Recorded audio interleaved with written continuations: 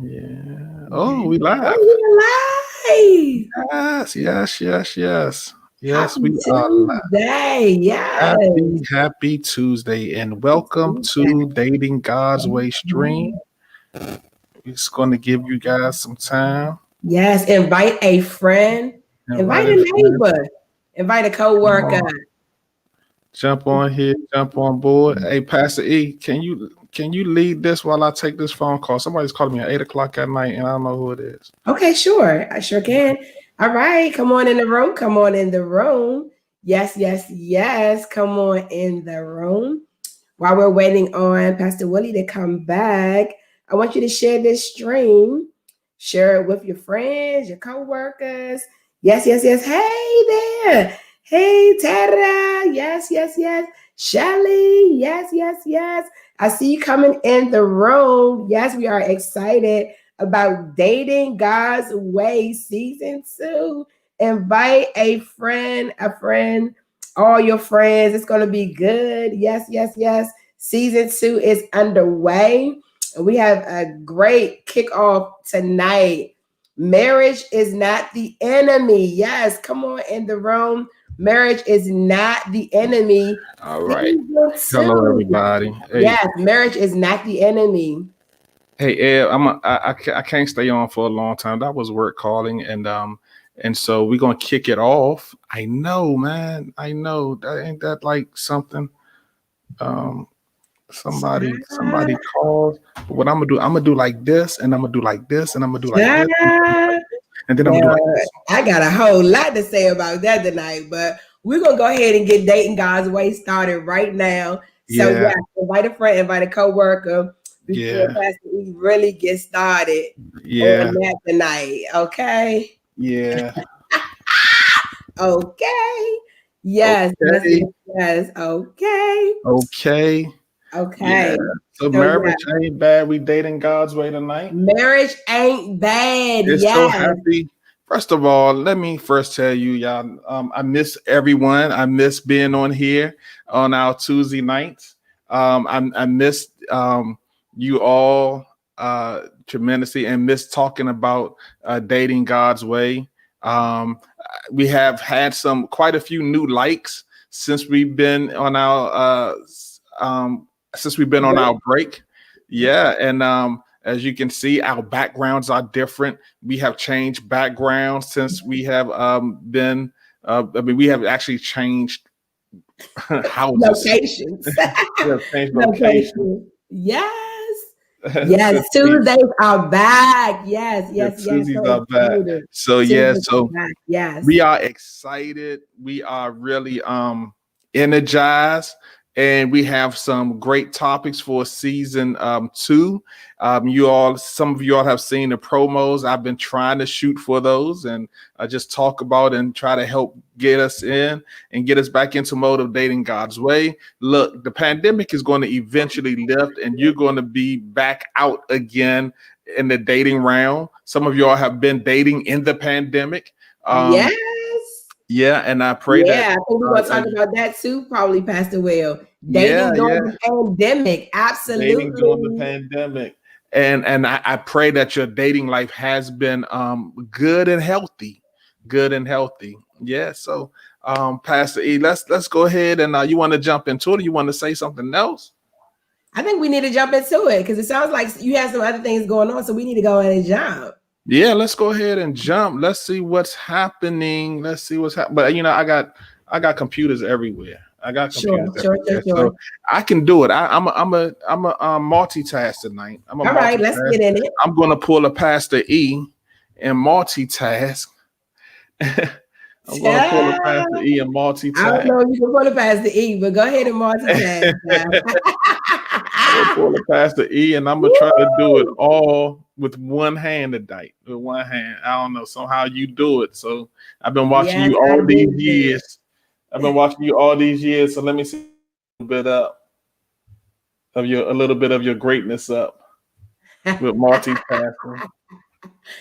Yeah. And talking about the beauties of marriage, or the marriage isn't bad. One of the beautiful things that I picked up from Pastor E is I've seen her do it all. and it has challenged me to pick up my game.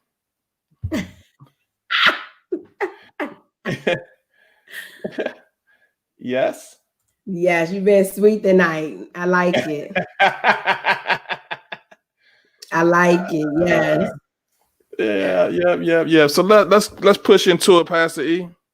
All right. So look, let's get into our conversation tonight. So tonight we're talking about I think the subject that you see on your screen is marriage is not the enemy, but we really saying marriage ain't bad. Let's get into it. Now a lot of times when we hear about relationships, one of the first things we hear about relationships is that it's hard work. I think that is the thing that everyone says about relationships, you know, trying to make sure like people understand the reality of relationships. And we also see that people try to say like, you know, oh, everybody faking, you know, like the Instagram relationship, the Facebook relationship, people lying, they're not really happy. But you know, tonight we really want to get into it because healthy, meaningful relationships do exist. Everybody on social media ain't lying, y'all. Yeah. Everybody not lying, okay? There are some healthy, meaningful, loving relationships. And I do think we've lost some of the essence of that with all of the marriage is hard work, get your life type of talk. What you think about that, Pastor? Yeah. I think, you know, the marriage is hard work. It has kind of put a nasty, I ain't gonna say put a bad stain, but I'm gonna say it put a nasty taste in the mouth for marriage, right? And so it has not put marriage in a good light, you know. And so yeah, I think that's a good point, E. Yeah. So, like, what are some of the rewards then, as we're going to talk about tonight? What are some of the rewards of marriage, you know, of being in a relationship? Because another thing that I think we sing in society and in our day is less people are getting married. There are lots of statistics to support that younger people are not getting married at the rate that they used to. That there has been trends of you know, people not really being connected to the idea of marriage any longer. And so what are some of the rewards then? What are some of the oh, somebody clowning you already? You already getting clowned. We just got here. In the comment section. Multitasking is working out, daughter. It is working out. See, I just answered somebody with a question on the something. I know, but everybody knows. And see, when Pastor E is multitasking, everybody doesn't know. Oh. That's the trick. Okay. So that's one of the rewards what we talk about right now. Is having a partner to glean from, to gain from, to grow from, to learn from. That is one of the essence of healthy relationship is that we are growing together. I think that is one of the, as just, you know, we just celebrated 20 years of marriage last month. Yeah. And I think that is one of the greatest rewards of my marriage has been learning from Pastor Will, learning how to but we about to say y'all leave Pastor Will alone. Learning how to be more temperate. I have learned how to be more graceful. I have learned to slow down, how to rest. I've learned a lot from my marriage partner. And I think that's one of the great rewards of marriage is the opportunity to learn from someone who is not you, to learn from someone who is different than you, to learn from someone who may have different things than you have. Yeah. Yeah. Yeah, I think man. I listen to. I have a friend online. I'm not sure if she's on tonight or she's will look at this, but I heard one of my friends, Gigi Wong, and her Gigi Wong and her Hey Willie, thanks for joining. I'm sorry. Michael in here with. Yeah, you can't do Yeah, it.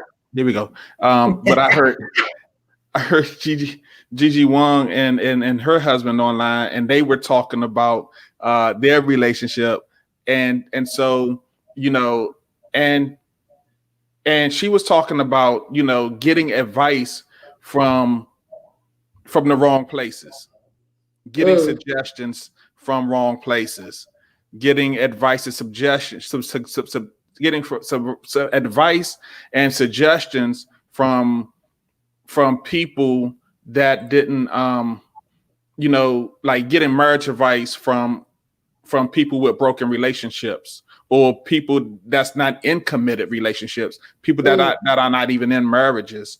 And so so how it kind of this thing about receiving bad advice or bad suggestions, even bad talks about something like marriage, and being dissuaded from something that God has ordained for you to do. Right? God ordained marriage for man and woman, right? Yeah. And now you get a lot of negativity. You get a lot of negativity that tries to dissuade you from what God ordained. And Pastor E, I was one of the ones back in the day, when fresh in, like, and after 5 or 6 years of marriage, one of my marriage counseling pieces was, well, how much can you take? To try to dissuade you from being married. You don't, if you can't take this much, then you shouldn't be married. And my tune has changed since then. My tune has changed to, get yourself straight and get married. Fix yourself. My tone has changed to pushing you more into marriage, or pushing a couple or an individual more into marriage, than pushing them away from marriage. Yeah. Yeah, the point, our number one point tonight is marriage is a safe place to grow. Marriage is a safe place to grow. And I think that is the emphasis that we're bringing out, is that marriage is the safe place to grow, with one another. And that, as a person, you're going to experience a lot of, turmoil, emotional pain, crisis. That's just like life, right? But in those moments in a marriage, when we are enduring hard things like career things, relocation things, having a child, really that having that commitment and that safe place to grow really allows us to expand. It allows two people to expand beyond what you could have imagined. And so that's one huge reward, is marriage is a safe place to grow individually and together. Yeah. So somebody asked a question. My cousin posted this question on the other day about, at what age is it safe to get, at what age would you tell somebody to get married, right? And I say, well, my father would say something like, when you're young and don't know a lot, or when you old and you know it all. Yeah. But even that, like marriage is a beautiful it's a beautiful institution. It's a beautiful institution. And I don't mean to make it like a business or an enterprise or anything like that, which marriage is really an enterprise. To me, it's an enterprise, but that's a we'll go deeper with that sometime later. But to me, marriage is an enterprise. It's a wonderful enterprise. It's a wonderful agreement between two people. But marriage is also, it's just a is just a it's just the beautiful art of building a committed, prayerfully long-lasting relationship that's committed unto death. And it's such a beautiful thing. And when you understand what it is and when you understand how to work it, you get all of the benefits out of it. Speaking of, when Pastor Will talks about it like a business, it's a partnership. It's a partnership. It's a divine partnership that allows us to partner in life. When they say that one of the things that, you've heard before is like, marriage is 50-50. And then people say marriage is 100-100. But in reality, like marriage is all in. We partners. And you know what the reality is? Marriage is not 100-100 because sometimes your partner only can give 10%. Sometimes your partner can only give 20% because life happens to your partner. And so these ideas that marriage is 100-100, oh yeah, everybody should be putting in 100%. Yeah. That's not reality, because the reality is somebody at some point when we had children, I could not give 100%. I had C-sections. And so there was a healing period that I needed to go through. When I went through that healing period, there was no more 100-100. There was, I could get 10%, 20%. And, Pastor Will had to give 80%, 90% during those times, especially when I went through postpartum depression. When after we had our child, I was at a very low level of depression and had, I just didn't want to do nothing for a period of time. And so sometimes he had to be at 100%. And so I think it's understanding that marriage is a divine partnership where sometimes one of the partners has to take more slack than the other partner. That's a reward, a reward that when I'm in my moment, or when you're in your moment with, like, for example, the death of a parent, or, we both had close people to us die. And during those moments, one of us just needed the other person just needed to be strong, just needed to take the weight, just needed to pull the weight. And so I think it's really important to understand that, this is a divine partnership, not in which we demand 100% from our partner, but we understand that sometimes one of us has to give more than the other. And that's the beauty of it, that when one of us can't carry 100%, the other person is there to make sure that we're still at 100% as a unit, right? Because, pulling the weight for the family, and understanding that when my spouse may be giving less, or my spouse can't give 100%, it really is. It's like, it's being a part of a team. It's my tag me in. It's an opportunity for me to get tagged in. It's an opportunity for me to show up strong in that partnership. Understand that sometimes my partner may be weak. And so, marriage is a divine partnership. Hey, everybody, all our new partners, thanks for joining. Thanks for joining on tonight. Any questions or comments, you can always put them in the box. But tonight we're talking about marriage ain't bad. Oh no, marriage ain't bad. Actually, marriage is the bomb, and we're giving some reasons tonight why marriage is the bomb. We're giving some reasons tonight why marriage is all of that. And how to make the most out of your relationship, and how to start thinking like this now. I think, one of the dangers is when people go into relationships wanting to have that 50-50 or that 100-100, whatever those like type of mindsets are, it takes away from the partnership's ability to really, have that divine partnership, because one person is really being selfish and self-centered. Okay. And in marriage, there is no room for selfishness and being self-centered. When we are putting too much emphasis on, you need to do your part, you need to do your part, both partners need to be putting that weight on themselves. But in the relationship is understanding that at different moments, we're going to be putting different amounts in.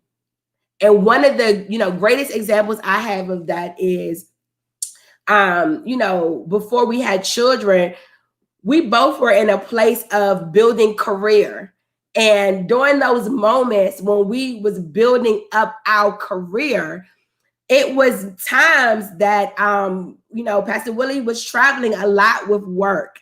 And when he was traveling a lot with work, I was home, and I was home taking care of the house, and those moments, those growth moments in our partnership, I had to understand that those moments I had to take care of the home things more, right? I needed to let him grow in the career space. And then we switched, and I really started traveling with work. I took a job that required more from me. And so that's the way the partnership works, is no person is trying to get all of that they can get out of it, but each partner is building up the partnership to be something great. Yeah. Yeah, I just got back in. Yeah, I'm sorry. Yeah, I'm on an emergency work call, and so I'm kind of back and forth. Yeah. But what's the thought? What we talk? What you hit on though? I just finished with how marriage is a divine partnership, and how each partner isn't expected to be 100 all the time. That sometimes you have to pull the weight for the other partner, and that's a part of having a partnership. Absolutely. Sickness, death in the family, career, all of those things are great reasons for you to pick up the slack for the partner. Absolutely. When the Bible talks about, or not the Bible, it's not the Bible, I'm sorry. But when we give out what you call those things? What is it? When you agree to marry each other, and they call it the vows. The vows. And they talk about through sickness and through health. So that sickness and through health means that somebody pick up the pieces of the healthy. That's correct. Yeah. Right. It doesn't mean like when that person, that you just going to stick with that person through sickness or in health. That means that in their sickness, if they happen to get sick, or even in their times that they are unable to do the things that they were able to do, that you have brought into picking up that weight. Yeah. And when it happens to you, so and just when it happens to you, the reward is, it's not only you giving, but also when you're in a situation where you're in need, you have the ability to receive as well. Yeah. So it's not just about the giving aspect, but also what you should be getting in return. That's good. Yes. Y'all been having some good old conversation. Yeah. So marriage, so marriage is a divine partnership. It's a divine partnership. But that partnership first starts with, with me and Pastor E. I understand that our divine partnership did not start as a covenant between she and I, but that covenant started as a covenant between me and God. Yeah. Right. And so I think that's really important to say too, is that in marriage, that my agreement did not start with Pastor E. My agreement started with God. Yes. And if your agreement didn't start with God, it's never too late to redo that agreement over again and make sure that that agreement between man and wife first have to be between man and God. Then God can establish the agreement between husband and wife. Yeah, which means that, something that we've practiced over our 20 years is when we got to a point, which we did at one point, we're like, I don't know about this. This is crazy. Okay. When we got to a point like that, like maybe this ain't it. We didn't come to each other. We went to God. Yeah. Because that's what we made the agreement with. That's right. That's who we made the commitment to. That's who we made the agreement. That's who we made the agreement with. That's so right. Everybody went back to God, like, look, this woman you gave me, this man you gave me, what's up with him? Right? Right. Accountability started with God, not just with each other. Yeah. Right. And we had those moments. I remember in our old house, I remember when we was having one of those moments when we really, things was cuckoo crazy.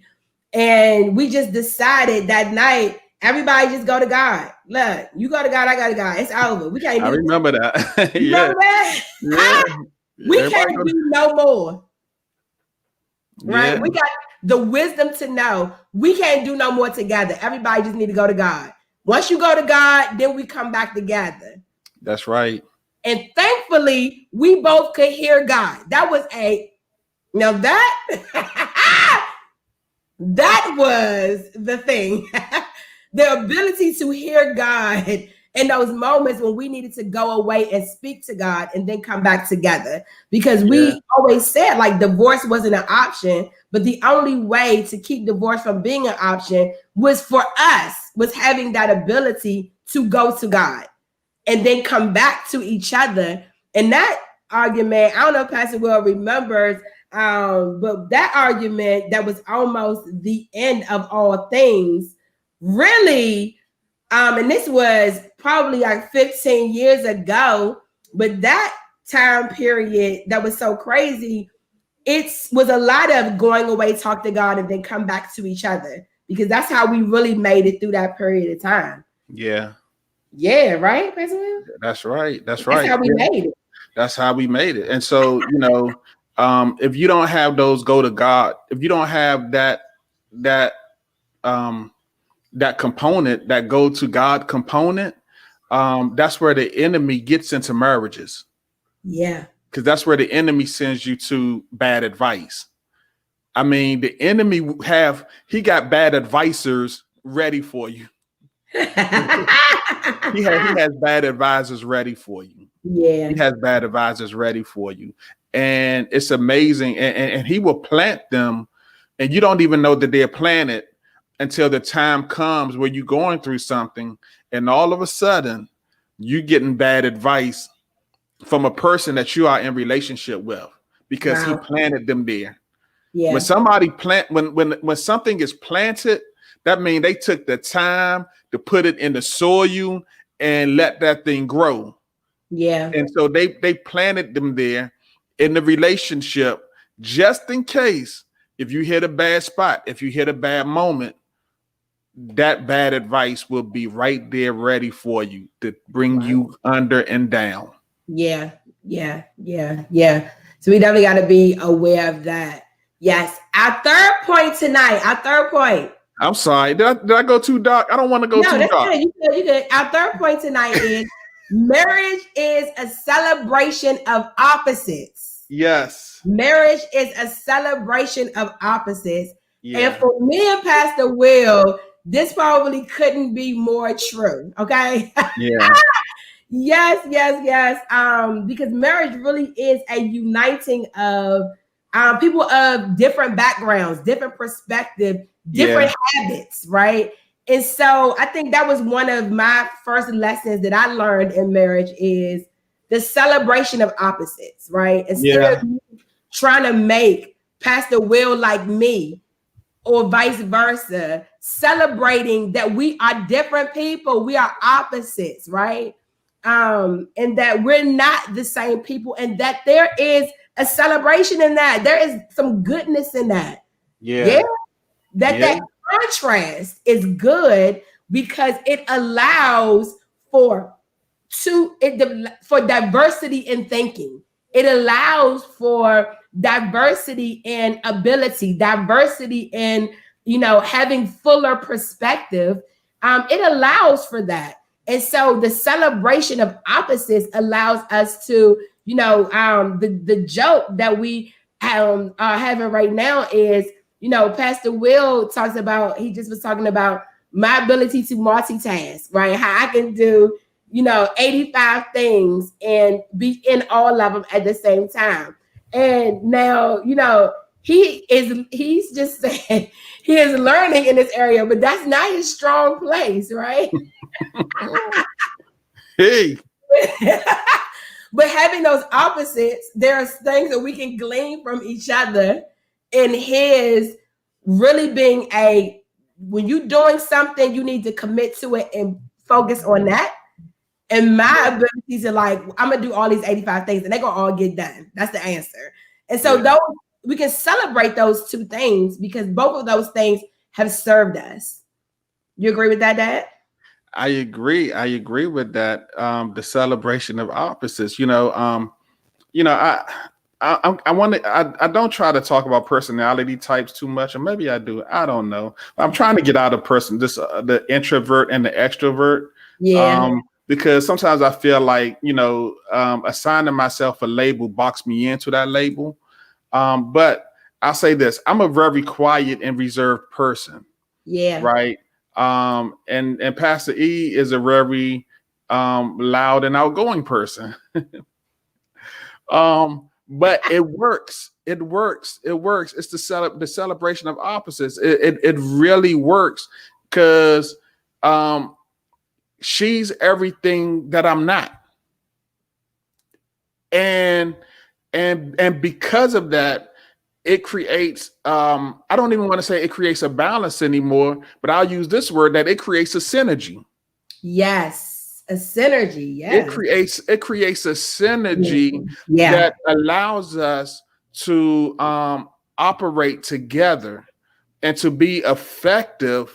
And that's why I'm so happy I met Pastor E all those years ago, because it allows me to tap into something that I wouldn't have tapped into if I had not met Pastor E. So it's a celebration of opposites because it creates a synergy. Yeah. Yeah. Yeah, and it allows us to expand our thinking. Our way isn't the only way, right? And prior to being with Pastor Will, I had this idea of like the type of guy I was going to date and this and that or whatever. And frankly, like one of the things about celebrating opposites is it gets rid of all of those things, right? It allows you to really be open to what God may have for you, to be open to something that breaks you out of boxes, be open to something that expands you. And that's what I've seen is it really has enhanced and expanded us by celebrating and respecting those opposites and differences that we have. I think one of the things, Pastor Will, is that, perspectives and backgrounds. So when we talk about this, we always talk about this during our time together, that, we come from different, family backgrounds.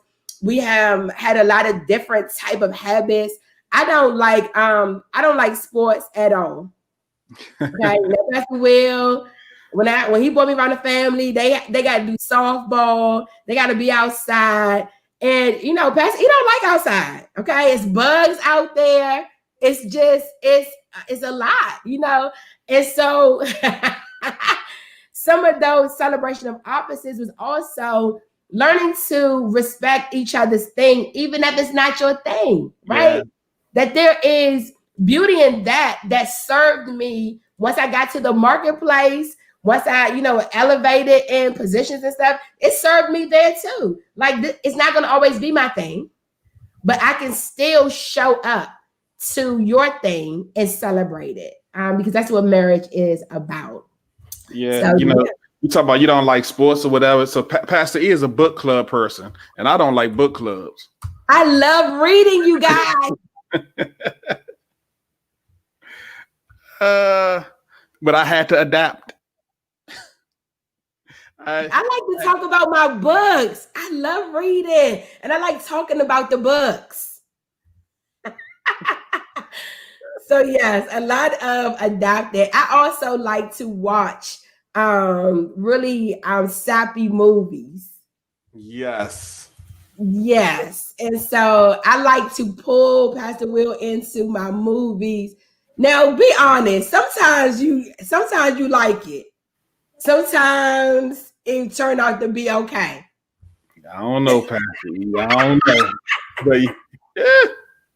No, he just celebrating opposite. It ain't never okay. I got it. We just celebrating opposites. And that's the reward of marriage. That it don't have to be your thing. You don't even have to like it. You have someone that should be celebrating your uniqueness and your difference. Even if other people don't see it, don't like it, even if other people think it's you at least have one person that's your person that like all your things. That's you. Yes.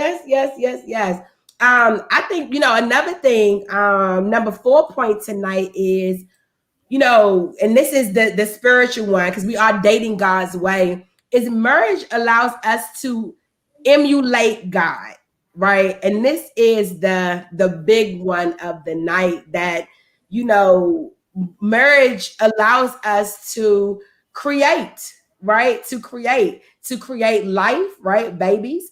But also to create life, a new family, a new nucleus, a new partnership. Like, it really allows us to emulate God in a way that is amazing. And we see this even in the Bible when God likens marriage to his relationship with the church, that this type of relationship, it allows us to emulate God.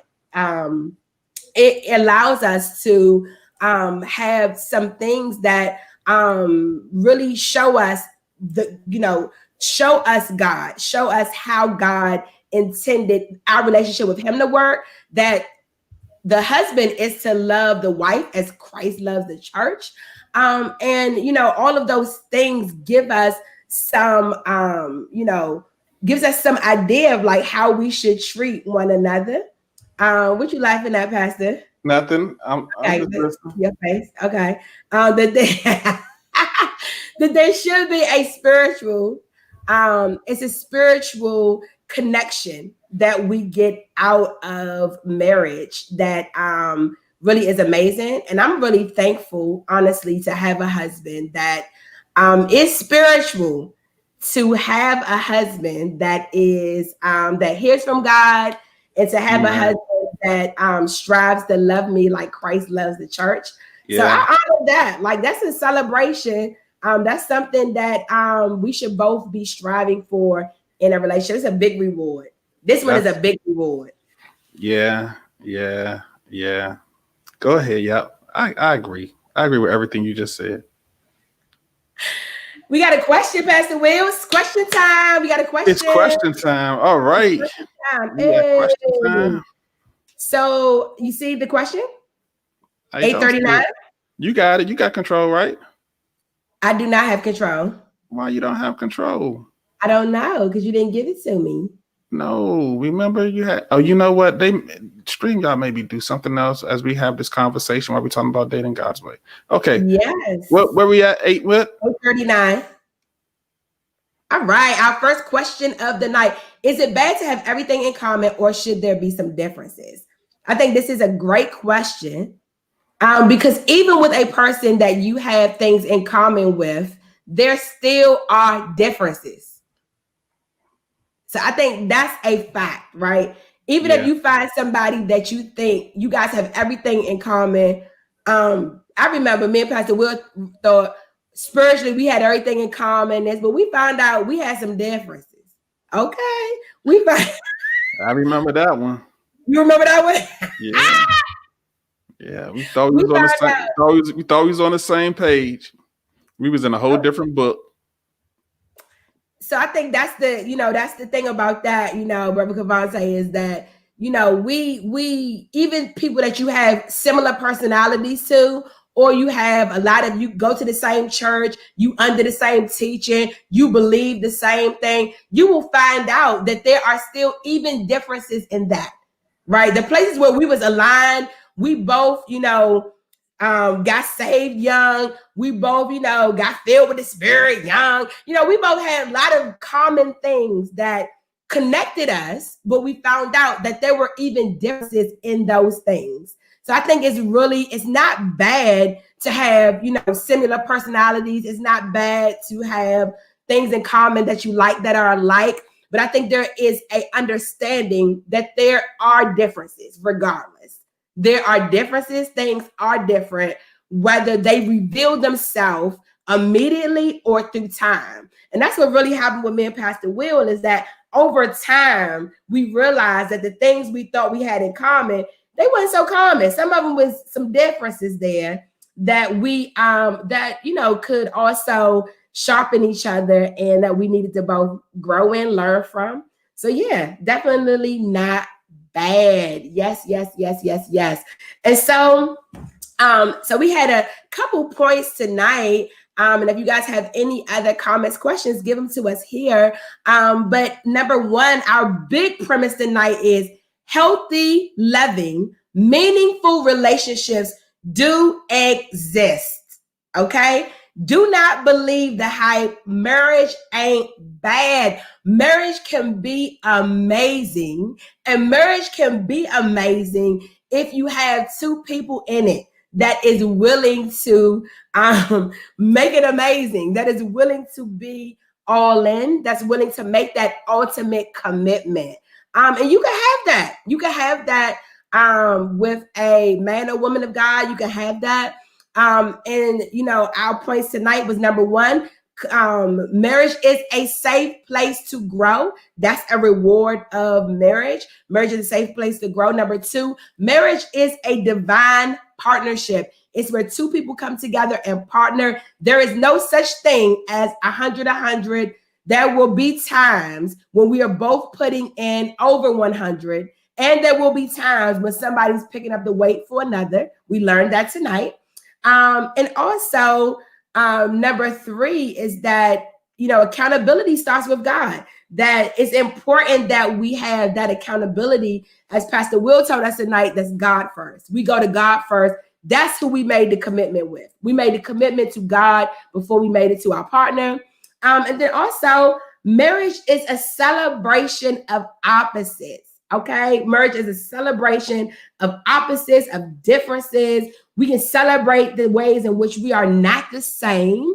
And then also, marriage allows us to emulate God. Marriage allows us to be just like God. He tells us that to model and after the relationship that he has with the church. So there are many rewards to marriage. And, I am in this 20-year marriage that I've been in. One of the things that I would say too is that there is a difference between, how society sees marriage now and how God sees marriage. That, God still sees marriage as something very honorable, as something that should be celebrated. And I think there's been so much negativity around marriage because people sometimes have been dealt a bad hand or weren't prepared to be in relationship with someone else. But marriage is still good, you guys. It's still something to go after. It's still something. I'm glad that Pastor Will talked about that, when we were in our year 5, year 6, so that's like 15 years ago or so. He had a very hard stance on marriage because he saw a lot of people getting divorced and just like really having a bad go at it. And he started to be like, look, if you're not ready, don't get married. Don't do this, kind of a little fussy about marriage, as he was stating on the stream earlier. But that really evolved over time, and us not necessarily being so negative about marriage, but bringing in the fruit and the reward of what it means to be married. And I think that is where we've grown to. All right, our next question. How do you learn to appreciate the differences and not get caught up in your preferences? Wow, that is an amazing question. How do you learn to appreciate the differences and not get caught up in your preferences? I will say, I think this was something that, quite frankly, because me and Pastor Will are so different, this was something that took us time to learn. Okay. That, one of the thing about appreciating difference is sometimes the differences is things that you don't really like.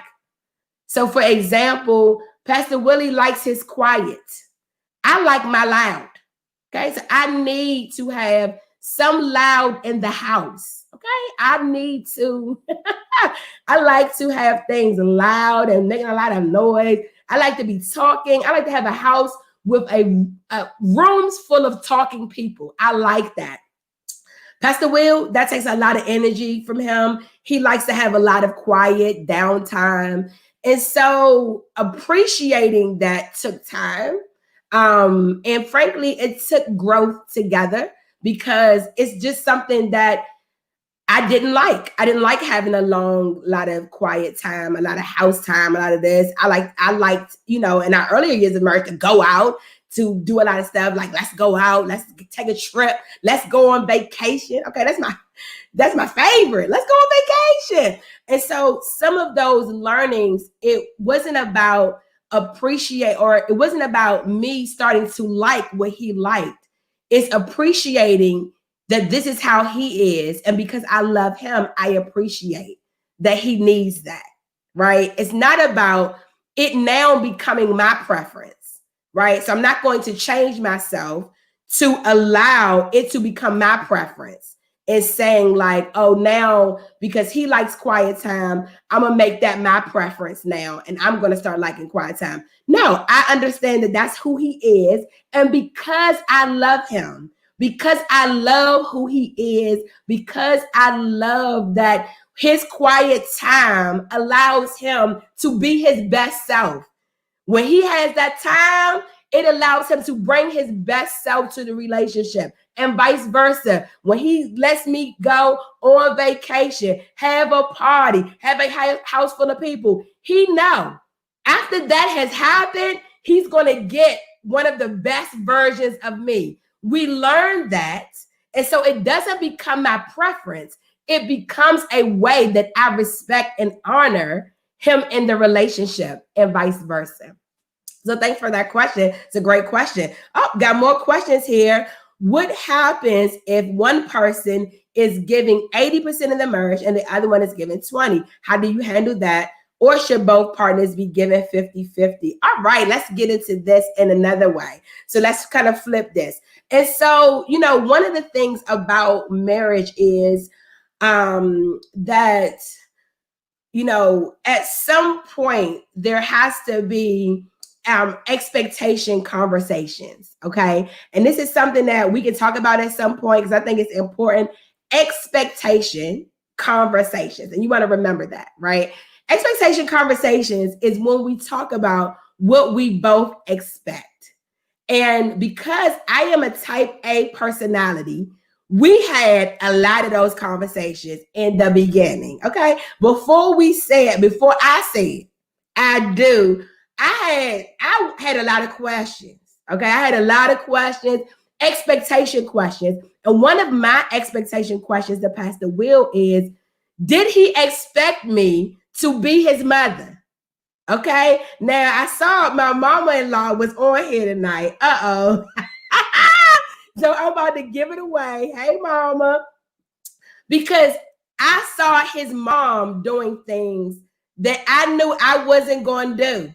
And I needed to be honest about that, right? So what was I needed to know, what's the expectation, right? Is he going to expect me to be up all night cleaning this house because I ain't doing it? Okay, now I might be up all night.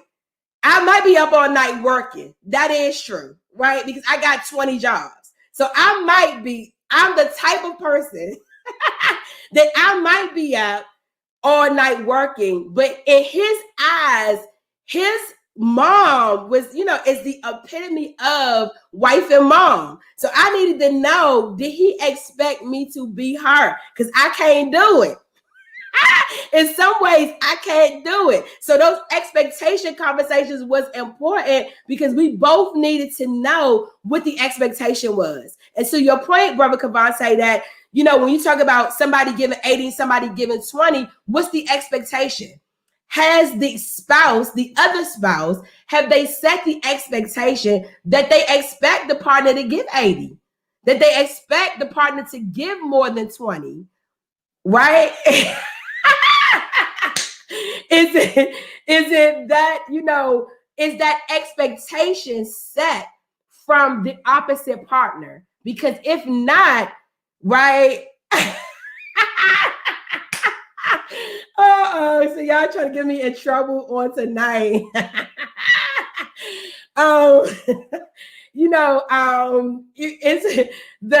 Is the expectation clear from the beginning or at any point of the relationship of what you expect out of the other person? And when I'm doing marriage counseling, that's one of the things I found is that there are unspoken expectations, that you have an expectation of your spouse that you have not communicated.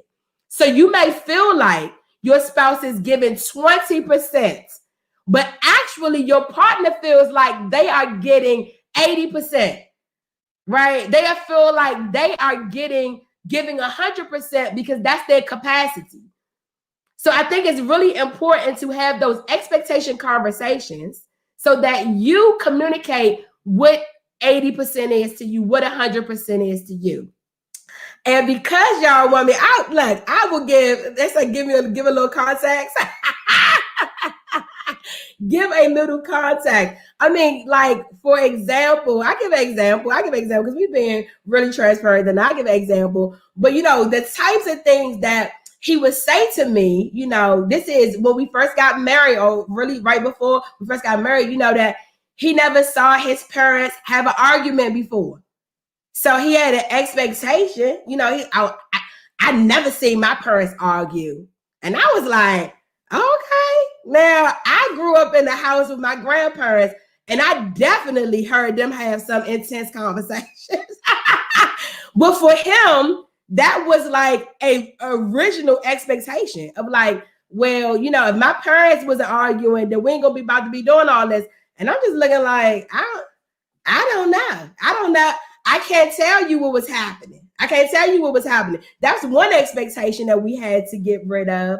But definitely that cleaning expectation. I couldn't do it, Marcus. I'm gonna tell you right now that I ain't gonna be up all night sweeping. And he had great stories about his mama sweeping. He left. It's a way you gotta do the broom. Oh my goodness. Let me tell y'all. He had a whole list of things, Marcus, about this, doing this, how she did that. And so all of those expectations we had to talk about, because he also had the expectation that his wife was going to be a career woman. And so we had to talk about what are the expectations, what's most important, right? What do you really want me to do? Because I don't mind having 10 businesses, but I do mind if you want me to have this broom all night. I'm just not doing it, okay? And so we had to have some expectation conversations. Yes. So that's, I think that's a key value within a relationship, really talking about what you expect. And that is hilarious. Y'all talking about, because he's stuck on work, but I know he definitely have a theology about that broom, don't he? Deacon Sarah talking about his theology with that broom. It's a whole thing.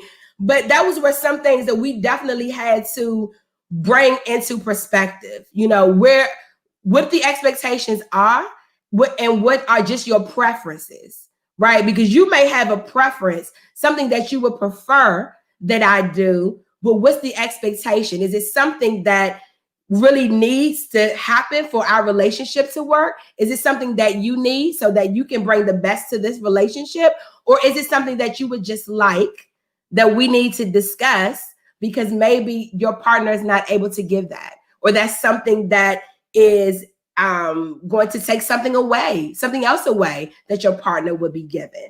So definitely love that. Expectation conversations. I did see his room, Mama Silla, and I stayed anyway. I did. I saw his room. I'd like to wrap up our last few minutes of conversation tonight about dating God's way with just again saying that marriage is honorable. It is it's a great partnership, but also it's something that God intended. And marriage is a institution that God put together for man and woman. And it's amazing. I have had an amazing journey of being married. I feel like we've had a great connection, but also that, we've had so many rewards from marriage. And I don't ever want that to be lost in all of the dating God's ways conversations that we're going to have about really important things. Like we talked about red flags. We've talked about, knowing when enough is enough, getting out, all of the different things. I don't ever want it to be lost. We don't ever want it to be lost that marriage is something honorable and it's something that should be celebrated. And it's something that has so many rewards. Like God really rewards marriage. And also, there are rewards that come the fruit of us being connected together. So yeah, thanks tonight for joining Dating God's Way. I hope you enjoyed tonight's broadcast. Yes. I had a lot of fun with you guys on tonight. And if you're watching this on the replay, share our stream tonight. We're going to be back on Tuesday. So Dating God's Way is back on Tuesdays. Send us your topics, your things you want us to talk about. We're going to be having some more guests on. I know Pastor Will has one really exciting guest that's going to be on this season. So get ready for that. She's going to be everything. So get ready. I'm already ready. But send us your topics that you'd like us to talk about, and also share this with a friend. And if you are dating, remember to date God's way. Yes. If you are dating, remember to date God's way. Blessings, everybody. Good night. Thanks for joining. Good night.